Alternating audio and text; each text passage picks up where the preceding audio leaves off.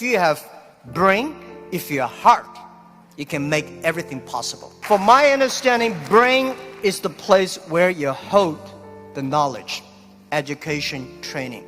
The heart is the place where you hold the wisdom. And IQ is the brain, and EQ is the heart. If you have a strong EQ, you may be easy to be successful, but people like you. You have a value, you have a friendship, you have trust.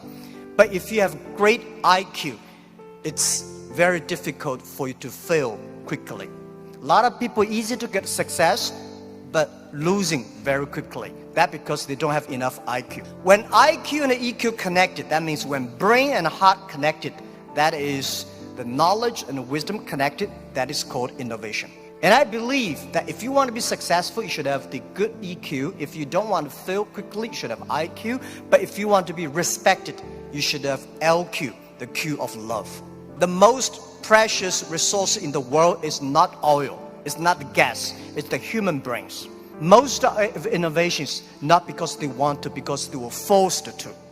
Israel, there's no water, no oil, no resources. And most people innovate for success. And I find Israel people innovate for survive. People say, Jack, you are amazing. How could you make such a huge investment in 9 years ago to develop cloud computing? And you know nothing about technology. That is true. I know nothing about technology. I'm scared of technology. I was the first product tester of my company because I said, if I can use it, 80% of people can use it. 9 years ago, I know if we do not develop technology on cloud computing, Alibaba will bankrupt because we cannot afford the cost of IBM and Oracle. The cost of using this IT too expensive for us. So we have to innovate. We have to design a technology that is simple enough. If we can use that technology simple and cost effective, not only for Alibaba, it's also going to support millions of small business. We were forced. And the other thing is that, we have 11/11. November 11 is the largest shopping day of China. Last year, for the first minute of November 11, we had 80 million people came in first and second. With that good technology, our company will bankrupt immediately. We sold more than $24 billion last year for one day. This year, we don't know how much we will sell for one night. It's the technology behind it. So we were forced to do that. And today, a lot of people say, young people have no opportunities. I think that thing I've heard for 40 years. When I was young, I hate Bill Gates because I think Microsoft take all the opportunity. IBM, Oracle, they take all the opportunity. But later I found, when people start to complain, that is the opportunity. Most people keep on complaining. If you can solve the complaining, if you solve the problems, and that is the opportunity.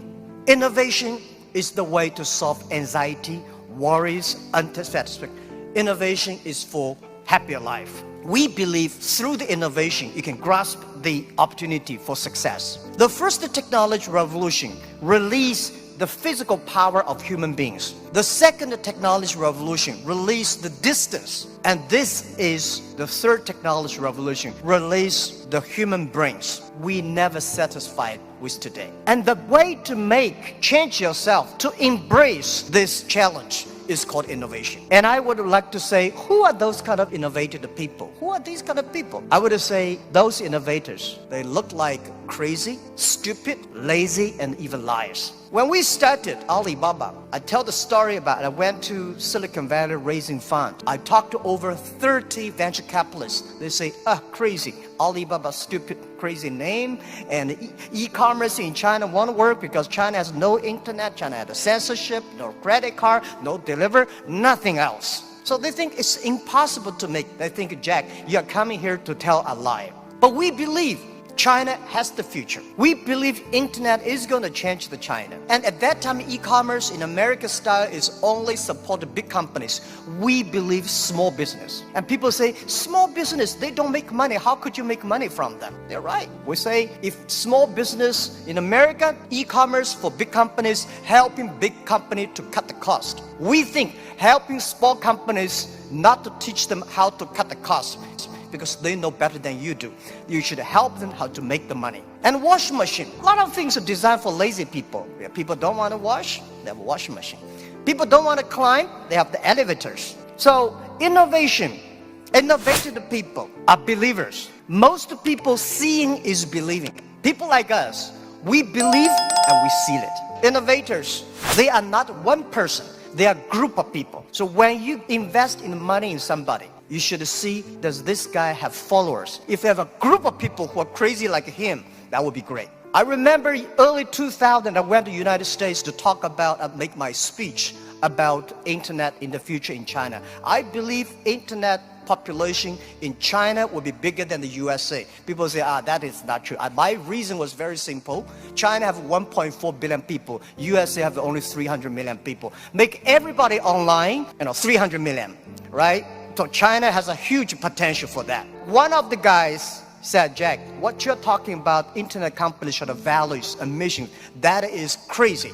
And I say, sir, please come to my company. So I came to Hangzhou, my company, spent 1 week, and the day he left, he said, Jack, I know you're crazy, but I found 100 people in your companies, they're all crazy. Crazy people don't think they're crazy, they think people outside they're crazy. So, and most of the innovators are not very successful people, because successful people, very difficult to change. I never try to convince successful people. They will tell you how they succeed, they will continue to do this. Those people who don't succeed, they always want to succeed. So one of the reasons why Alibaba succeed 20 years ago, we never try to convince those people who are successful. We try to spend time on the people who are 18 years old, 20 years old. They are not successful. So 20 years later, they become successful, we become successful. That is how we did it. Now most of the people who buy online, they are 35 to 40. 20 years ago, they only spent $2. Now they spend $3,000. That is the difference. Innovation has nothing to do with the technology. When we talk about innovation, everybody thinks, high technology. It's not about that. Innovation,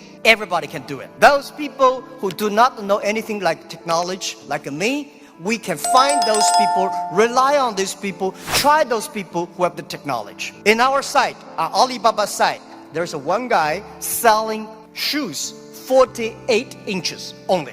And I say, how can this guy sell shoes for 48 inches?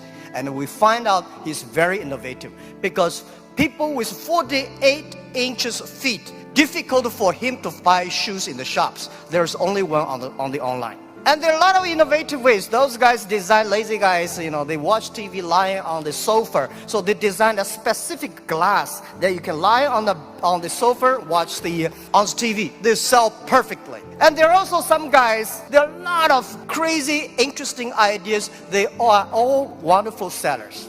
And most of the innovations today are only talk. Innovation, they think it's an idea. Entrepreneurs make the innovation reality. So we have to share, a real entrepreneur have to believe in the future, have to suffer, have to be ready for the terrible lives in the future. So I believe everybody has the ability of innovation, but you just don't spend the time to discover that. And I think the best investment for tomorrow is education. In the past 20 years, we make people like machines. Next 20 years, we will make machine like people. You like it or don't like it, we have to change ourselves. This thing is coming. What we should do to change our education systems, to teach our kids they can do the things the machine cannot do. It's the entrepreneurships that make ideas reality. In 1860s, when UK had first the cars came in, automobile coming, they destroyed a lot of jobs of these horsemen. Horsemen at that time are the main jobs of the society. These are white-collar people. They went to the government, pushed the government, say, you should stop these cars because they're going to kill people on the road, it's going to destroy the jobs. So the government passed a law called Red Flag Bill. They do not allow any car drive faster than 7 miles per hour. And they should always follow behind the horses. People start to worry. Intelligence, robots, jobs. But don't worry about it. Human beings are much smarter than machines. Machine can never control because machine only have chips. Human beings have the hearts. And I want to say, don't worry about the future. Young people, don't worry about the future. And don't worry about the size of the machine. I think small business, don't worry about it. Because small business believe small is powerful, small is beautiful. Using innovation, small business can compete anybody in the world. Today is just the beginning. But anything, remember, this is my philosophy of life the past 20 years. Today is difficult.